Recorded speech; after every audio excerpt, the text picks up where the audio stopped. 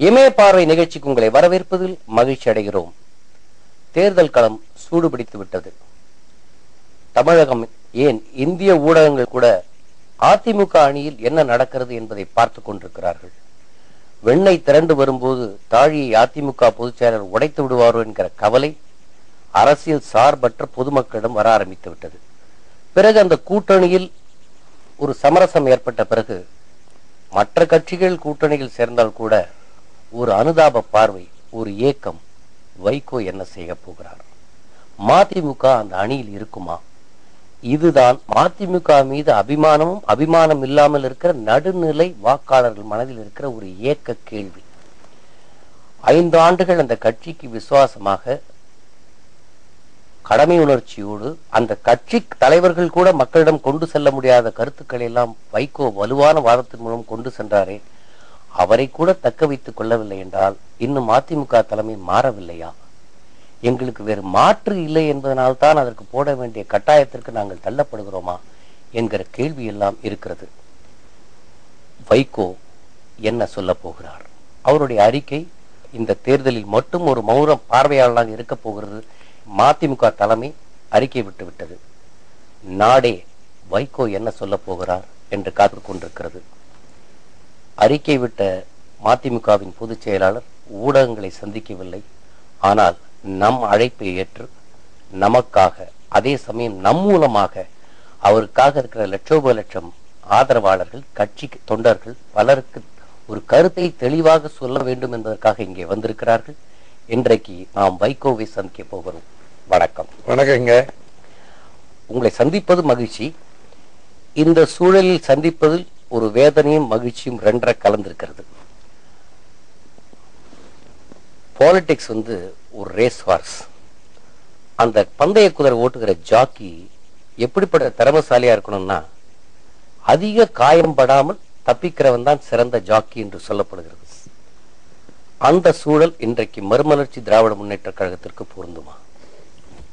அதாவது you have become a very good ஜாக்கின்னு எடுத்துக்கலாமா இன்றைய சூழலை? அதிக காயம்படாமல் உங்கள் கௌரவத்தை காப்பாற்றிக் கொண்ட ஒரு திறமையான ஜாக்கியாக உங்கள் கட்சியை எடுத்துக்கொள்ளலாம். நான் ஜாக்கி இல்லை, நான் போர் புரவி. நானே ஒரு போர் புரவி. சரி. மறுமலர்ச்சி திராவிட முன்னேற்ற கழகத்தில் ஜனநாயக ரீதியாக மிக நீண்ட நேரம் கருத்து பரிமாற்றங்கள் நடைபெற்று ஆழ்ந்த ஆலோசனைக்கு பிறகு தீர்க்கமாக முடிவு செய்து வரப்போகிற சட்டமன்ற தேர்தலில் தமிழகத்திலும் புதுவையிலும் மறுமலர்ச்சி திராவிட முன்னேற்ற கழகம் போட்டியிடுவதில்லை. இந்த தேர்தலில் மட்டும். இந்த தேர்தல் மட்டும். அதைத்தான் நான் அறிமுகத்திலும் சொன்னேன். போட்டியிடுவதில்லை என்று நாங்கள் தீர்மானித்திருக்கிறோம். ஒரு அணி அமைக்க முயல்வதோ தனித்து போட்டியிடுவதோ ஏதோ ஒரு தரப்பினருக்கு உதவுகின்ற வகையில் கருவியாக செயல்படுகிறோம் என்று இம்மியளவும் உண்மையில்லாத ஒரு பழிக்கும் நாங்கள் ஆளாக விரும்பவில்லை. அதனால இந்த முடிவை எடுத்திருக்கிறோம். இது தமிழக மக்கள் அரசியல் சார்ந்தவர்களுக்கு மட்டுமல்ல, திருவாளர் பொதுஜனத்துக்கு கூட ஒன்று தெரியும். மறுமலர்ச்சி திராவிட முன்னேற்ற கழகம் நீங்களும் நீங்களாக எடுத்த முடிவு இல்லை. இந்த முடிவு எடுக்க கூடிய சூழலை தள்ளப்பட்டு விட்டீர்கள். அதுதானே உண்மை. சில நிலைமைகளை நாம் உருவாக்குவதில்லை.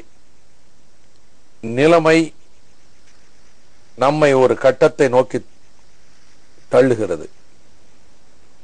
இது பேரறிஞர் அண்ணா அவர்கள் 49 சொன்னது.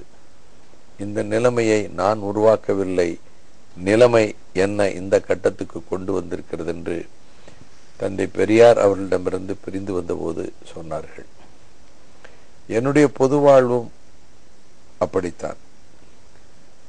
1993 நான் கனவிலும் எதிர்பாராத ஒரு நிலைமைக்கு தள்ளப்பட்டேன்.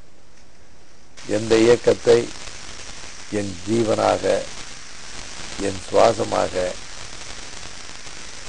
என் வாழ்வாக, உயிராக கருதியிருந்தேனோ அந்த கட்சியில் கொடுமையான பழி சுமத்தப்பட்டு நீக்கப்பட்டேன். அது ஒரு நிலைமையை உருவாக்கியது. நான் ஒரு கட்சியை தொடங்க வேண்டும் என்று கனவிலும் கூட கற்பனையிலும் கூட எண்ணி பார்க்க முடியாத ஒன்று. மறுமலர்ச்சி திராவிட முன்னேற்ற கழகம் காலத்தின் அருட்கொடை. மறுமலர்ச்சி என்ற பெயர் பேரறிஞர் அண்ணா அவர்கள் 1942 காஞ்சிபுரத்தில் ஒரு மன்றம் அமைத்து மறுமலர்ச்சி மன்றம் என்று அதற்கு பெயர் சூட்டினார்கள். அறிஞர் அண்ணா அவர்கள் நிகரற்ற படிப்பாளி. அவருடைய உள்ளம் வான்போல் விரிந்திருக்கின்ற ஒரு தாய் உள்ளம். அவர் ஒரு அறிவு கடல். அவர் மறுமலர்ச்சி ஐரோப்பிய நாடுகளிலும் மார்க்கத்துறையிலும் கலைத்துறையிலும் அறிவியல் துறையிலும் எப்படி உருவாயிற்று என்பதை பற்றியெல்லாம் ஆழ்ந்து அவர் அதை பார்த்ததனாலே அந்த அறிவின் தேக்கம் இருந்த வேளையில் அவர் பெயர் சூட்டியது மறுமலர்ச்சி மன்றம். நான் திராவிட முன்னேற்ற கழகத்திலிருந்து வெளியேற்றப்பட்ட பிறகு அந்த கட்டத்தில் நாங்கள் மறுமலர்ச்சி திராவிட முன்னேற்ற கழகம் என்று பெயர் சூட்டினோம். மறுமலர்ச்சி எளிதிலே கிடைத்து விடாது. அதற்கு கடுமையான வலிகளை சுமந்து பாடுகளை சந்திக்க வேண்டியது இருக்கும் என்பதுதான் இதனுடைய வரலாறு தருகின்ற படி. இன்றைய தேர்தலில் ஒரு பெரிய இளைய தலைமுறை வாக்களிக்க வரப்போறாங்க. 93 to 2011 இத்தனை வருடங்கள் ஓடிவிட்டது. நிறைய பேருக்கு அன்றைய வரலாறு தெரியாதவர்களா இருக்காங்க. அன்றைய பார்வையாளராக இருந்த போது 2 கட்டாயங்கள். ஒன்று, நீங்கள் உயிருக்குயிராய் நேசித்த கட்சியிலிருந்து பழி சுமத்தப்பட்டு நீக்கப்பட்ட சம்பவங்களுக்கு நாங்கள் எல்லாம் சாட்சியாளர்கள்.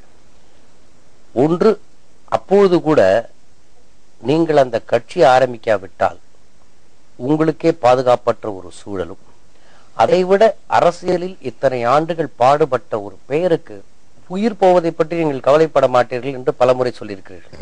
இந்த பாடுபட்டு வளர்த்த அந்த பெயருக்கு ஒரு களங்கம் வருகிற போது நீங்கள் தள்ளப்பட்டீர்கள் என்பதுதானே உண்மை. அதாவது எல்லாரும் இப்ப என்னாச்சு, 2011 ஏப்ரல் 13 நடக்க போகிற தேர்தலில் ஏன் போட்டியிடல என்ன என்று என் மீது கவனம் செலுத்தாதவர்கள் கூட அரசியல் களத்தில் கவனம் செலுத்துறதுனால, தேர்தல் களத்தில் கவனம் செலுத்துறதுனால, சின்ன சின்ன அசைவுகளிலே கூட கவனம் செலுத்துறதுனால படித்தவர்கள், கணினியை பயன்படுத்துகின்றவர்கள், பத்திரிகையை படிக்கிறவர்கள், அரசியலை பற்றி தேநீர் கடைகளில் விவாதிக்கின்றவர்கள், ஊர் மந்தையிலே உட்கார்ந்து பேசுகிறவர்கள், திண்ணையிலே அமர்ந்து விவாதிக்கின்றவர்கள், இவங்க மத்தியிலெல்லாம் இதை பற்றி இருக்கும்போது ஒரு சிறு அசைவு கூட கவனிக்கப்படுகிற போது மறுமலர்ச்சி திராவிட முன்னேற்ற கழகம் அனைத்து இந்திய அண்ணா திராவிட முன்னேற்ற கழகத்தோடு 2006 இருந்து கூட்டணியிலே அங்கம் வகித்தது. அதிலே தொடர்ந்து அந்த கூட்டணியை வலுப்படுத்துவோம், அதை வெற்றி புரிக்க அழைத்து செல்வோம். நாங்கள் பரஸ்பரம் ஒருவர் மதித்து நேசமும் நட்புறவும் மறுமலர்ச்சி திராவிட முன்னேற்ற கழகத்திற்கும் அனைத்து இந்திய அண்ணா திராவிட முன்னேற்ற கழகத்திற்கும் நாளும் வளர்பிறை என அது ஓங்கி வளர்ந்து வருகிறது என்று சொல்லி இருந்த நிலைமையில தேர்தலிலேயே போட்டியிடுவதில்லை என்று அறிவித்திருக்கிறாரே என்று கவனத்தை திருப்புவது இந்த பிரச்சனைக்காக. அதிலும் எம்ஏஎம் தொலைக்காட்சியிலே இன்றைக்கு நான் இந்த செய்திகளை சொல்லுகிற பொழுது அதிலே மிகுந்த நாட்டம் உள்ளவர்களாக என்ன சொல்லுகிறான் வைகோ என்று கேட்க போகிற போது, இவன் 93வது வருஷத்து செய்தியை ஏன் சொல்லுகிறான் கூட சில பேர் நினைக்கலாம். இன்றைய 20 வயது 22 வயது இளைஞர்களுக்கு 93 பற்றி தெரிய நியாயம் இல்லை இல்லையா? சின்ன பிள்ளைகளா இருந்திருப்பாங்க. எனவே அரசியலிலே ஒவ்வொருத்தரும் கட்சி ஆரம்பிக்கிறார்கள், ஒரு நோக்கத்தோடு ஆரம்பிக்கிறார்கள், ஒவ்வொருத்தருக்கும் ஒரு அஜெண்டா வச்சிருக்கிறாங்க, ஒரு கட்சி ஆரம்பிக்கிறாங்க.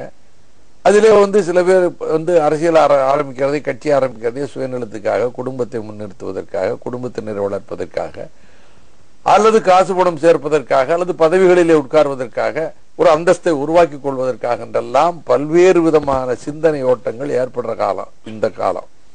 ஒரு 30 ஆண்டுகளுக்கு முன்னாடி அப்படி இருக்காது. ஒரு அரசியல் இயக்கத்தை நாட்டோம்னா அது ஏதோ ஒரு கொள்கைக்குன்னு நினைப்பாங்க. அப்போ வைகோ என்கிற மனிதனும் ஒரு கட்சி இப்படி ஏதோ ஒரு நோக்கத்தில் ஆரம்பிச்சிருக்கிறான் ஒன்று. இந்த இளைஞர்கள், கணினியை பயன்படுத்துகிற இளைஞர்கள், படித்த இளைஞர்கள், எந்த கட்சியும் சாராத மக்கள் அவர்கள் நினைத்து விடக் கூடாது என்பதனால ஆமா, இந்த விளக்கம் கண்டிப்பா இந்த விளக்கம் இல்லை நான் சொல்ல மாட்டேன். நான் திராவிட முன்னேற்ற கழகத்தை ஜீவனாக கருதியவன். நான் திமுகவிலே இருந்து வெளிவந்தவன் அல்ல. கொலை பழி சுமத்தி வெளியேற்றப்பட்டவன். திமுக கழகத்தை சேர்ந்த 5 பேர் தீக்குளித்து மடிந்தார்கள். அந்த சிதை நெருப்புக்கு முன்னாலே நின்று உறுதி எடுத்துக்கொண்டு நியாயம் கேட்கிறேன் என்று இந்த இயக்கத்தை நாங்கள் தொடர வேண்டிய அவசியம் ஏற்பட்ட போது மறுமலர்ச்சி திராவிட முன்னேற்ற கழகம் என்று அதற்கு நாங்கள் பெயர் சூட்ட வேண்டிய சூழல் ஏற்பட்டு 1994 மே மாதம் 6ஆம் தேதி இந்த பெயர் சூட்டப்பட்டு கொடியை நிர்மாணிக்கிற போது கூட பேரறிஞர் அண்ணா அவர்கள் காலப்போக்கிலே இந்த கொடியிலே சிவப்பு வண்ணம் அதிகமாகும் என்று குறிப்பிட்டதை மனதிலே கருதித்தான் சிவப்பு வண்ணம் அதிகமாக இருக்கும்படி இந்த முப்பரிமாணமாக சிவப்பு கருப்பு சிவப்பு என்று இந்த கொடியை நாங்கள் தீர்மானித்து நாங்கள் கட்சியை நடத்திட்டு வந்திருக்கிறோம். இதில் ஒவ்வொரு காலகட்டத்திலும் கூட சில விமர்சனங்களுக்கு ஆளாய் இருக்கிறேன். 96லங்க ஒரு நாடு புறாவில் 1600 கிலோமீட்டர் நடைபயணம்லாம் சென்று கோடிக்கணக்கான மக்களை சந்தித்து மக்களிடம் செல், அவர்களோடு கலந்து பழகு என்று ஒரு அண்ணா சொன்ன கோ டு தி பீப்புள்னார. அது போல நான் பல்லாயிரக்கணக்கான ஊர்களுக்கு போயிருக்கிறேன். நான் மற்றவங்க போயிருப்பாங்களான்னு சொல்ல விரும்பல. பல்லாயிரக்கணக்கான ஊர்களுக்கு போயிருக்கிறேன். கொடியேற்றதுக்கு 1600 கிலோமீட்டர்ல தினம் லட்சக்கணக்கான மக்களை சந்திச்சிருக்கிறேன். மார்க்சிஸ்ட் கம்யூனிஸ்ட் கட்சி எங்கள் தலைமையில வந்து கூட்டணியில சேர்ந்தது. ஜனதாதளம் எங்கள் கூட்டணியில் சேர்ந்தது. மறுமலர்ச்சி திமுக தலைமையிலான கூட்டணி என்று அறிவிக்கப்பட்டது. 40 இடங்கள் மார்க்சிஸ்ட் கம்யூனிஸ்ட் கட்சிக்கு ஒதுக்கப்பட்டது. 12 இடங்கள் ஜனதாதளத்துக்கு ஒதுக்கப்பட்டது. மீதமுள்ள இடங்கள் மார்க்சிஸ்ட் மறுமலர்ச்சி திராவிட முன்னேற்ற கழகம் போட்டியிட்டது. இதற்கு முன்பு நடைபெற்ற அந்த இடைத்தேர்தல்ல, பெருந்துறை இடைத்தேர்தல்ல, அப்பொழுது ஆண்டு கொண்டிருந்த அதிமுக வெற்றி பெற்றாலும் கூட இப்பொழுது ஆண்டு கொண்டிருக்கக்கூடிய திராவிட முன்னேற்ற கழகம் பொதுவுடைமை கட்சிகளை சேர்த்துக் கொண்டு 7 கட்சி கூட்டணி, அந்த கூட்டணி எங்களுக்கு பின்னுக்கு தள்ளப்பட்டு நாங்க 2வது இடத்துக்கு வந்தோம். இதை ஊடகங்கள் பெருசா சொல்லல. இன்றைக்கு வரைக்கும் யாரும் குறிப்பிடுறது கூட இல்ல. நாங்கள் 2வது இடத்துக்கு திமுக உள்ளிட்ட கட்சிகளை தாண்டி நாங்கள் வந்தோங்கிறது கூட சொல்லல. அப்படி ஒரு சூழலில் 96ல் மதிப்புமிக்க நினைவில் வாழ்கிற அருமை தலைவர் மூப்பனார் அவர்கள் காங்கிரஸ் கட்சியை விட்டு வெளியேறி தமிழ் மாநில காங்கிரஸ் அமைத்த உடனே ஒரு பிரளயம் போன்ற ஒரு திருப்பம் அரசியல்ல ஏற்பட்டுச்சு. அது யாரும் எதிர்பார்க்கல. அதனுடைய விளைவு என்னன்னா, மார்ச் 8ஆம் தேதி மகளிர் நாள் அன்று 96ஆம் ஆண்டு சூப்பர் ஸ்டார் ரஜினிகாந்த் அவர்களை அவர் வீட்டில் போய் மத்தியானம் ஒரு 2:30 மணிக்கு பேச ஆரம்பிச்சு 6 மணி வரை 3.5 மணி நேரம் அவரும் நானும் தனியா பேசிட்டு இருக்கும்போது பல விஷயங்களை பரிமாறிக்கிட்டு நான் ஏன் திராவிட முன்னேற்ற கழகத்திலிருந்து நீக்கப்பட்டேன், நான் அந்த கட்சிக்கு எவ்வளவு, அந்த கட்சிக்கும் தலைமைக்கும் உயிரை கொடுப்பதுக்கும் சித்தமாக இருந்து பாடுபட்ட நிலையிலே ஏன் நீக்கப்பட்டேன் சொல்லிட்டு, உங்களுடைய நீங்க கட்சி ஆரம்பிக்கிறதுன்னா ஆரம்பிங்க, அரசியலுக்கு வாங்க, உங்க விருப்பம். ஆனா உங்க பேரை சொல்லி, உங்க மன்றத்தின் பேரை சொல்லி யாரோ அதை சுரண்டி கொண்டு போக நீங்க அனுமதிக்காதீங்க. எங்க இயக்கத்திலையும் உங்க ரசிகர்கள் இருக்காங்க, ஏராளமா இளைஞர்கள் இருக்காங்க. இளைஞர்கள் தான் என்னுடைய பலம். நீங்க ஒரு அரசியலுக்கு தனியா அமைப்பு அமைச்சு வாங்க, வாங்க, தாராளமா வாங்க. அதுக்காக நீங்க அமைச்சு அவங்களோட கூட்டணி வாங்கன்னு சொல்ல, நீங்க தனியாவே முயற்சி பண்ணுங்க. உங்களுடைய இதை பயன்படுத்துறதுக்கு அப்ப சில பேர் பயன்படுத்திட்டு இருந்தாங்க. நான் பெயர்களை சொல்ல விரும்பல. இது சரிதானா அப்படின்னு கேட்டேன். அப்ப அவரு இல்லைங்க வைக்கோ, என்ன காரணம்னா, அவருடைய ஒரு படம் எடுத்துக்கிட்டு இருக்கும் போது அவருக்கு இப்போ இருக்கக்கூடிய நம்ம எதிர்கட்சி தலைவி அவர்கள் அப்ப முதல்வராக இருக்கிறாங்க, ஏதோ ஒரு நெருக்கடி கொடுத்துட்டாங்கன்னு ஷூட்டிங் ஸ்பாட்ல இருந்து என்னை போன்ல கூப்பிட்டு, என்ன வைக்கோ சார், இதெல்லாம் நியாயமா சார், வைக்கோ சார், இதெல்லாம் சரியா சார், என்ன சார் இப்படி பண்றாங்க சார் அப்படின்னப்ப, நீங்க என்னிடம் பேசுவீங்கன்னு நான் கொஞ்சம் கூட எதிர்பார்க்கல மிஸ்டர் ரஜினி. நேற்று இரவு அறிக்கை எழுதி இப்ப 1 மணி நேரத்துக்கு முன்னாடி தான் கொடுத்துருக்கேன். உங்க பிரச்சனைய நீங்க பேசுவேன்னு நினைக்கலாம். நேற்று ராத்திரியே எழுதிட்டேன் உங்களுக்கு இந்த மாதிரி பிரச்சனைன்னு சொல்லி, இன்னைக்கு மாலை பத்திரிகையில் வரும் அப்படின்னு.